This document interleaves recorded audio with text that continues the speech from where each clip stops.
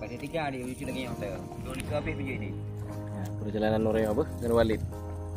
Dengan Walid Rembung Dalam. Ya orangnya ustaz kajak ke rumah.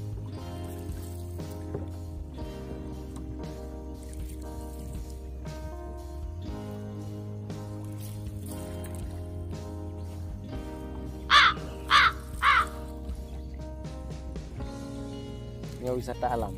Boleh ya? Wisata alam.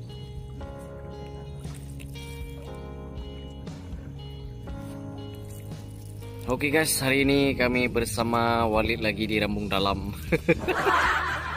Mencari ikan, ternyata saudara-saudara airnya terlalu kedinginan dan anginnya juga kencang nih. Coba tengok saudara-saudara. Tapi suasananya, tempatnya indah sekali saudara-saudara. Ikan ini cuma baru nih. Nah, ikan lakadar. Tapi saudara-saudara, ini ada ikan yang istimewa saudara-saudara. Mantap saudara-saudara. Iya, kemana Walid? Ini saudara-saudara. Ini mak baiku Walid. Oke saudara-saudara, inilah ikan yang mudih-mudihnya. Nah, ini mantap kali saudara-saudara. Ikan jair. Oke guys, hari ini bersama Walid kita ini. Coba, masih jauh kami perjalanannya, cukup luas. Hari pun mendukung, tidak terlalu panas. Oke guys, ikannya lumayan hari ini. Lumayan besar guys.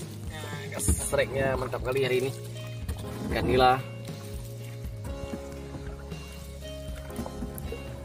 Oke guys, ini bentar lagi kami mau pulang, hampir jam 2. Ternyata seru juga mancing mania. Walaupun ala kadar. Yang penting nasi coro udah selesai. Oke guys, kita cukup di sini dulu. Kami mau strike kembali di alun-alun. Di tempat yang khususan ila ikan bagok dan semilang. Tapi tempatnya mantap kali saudara-saudara. Wih.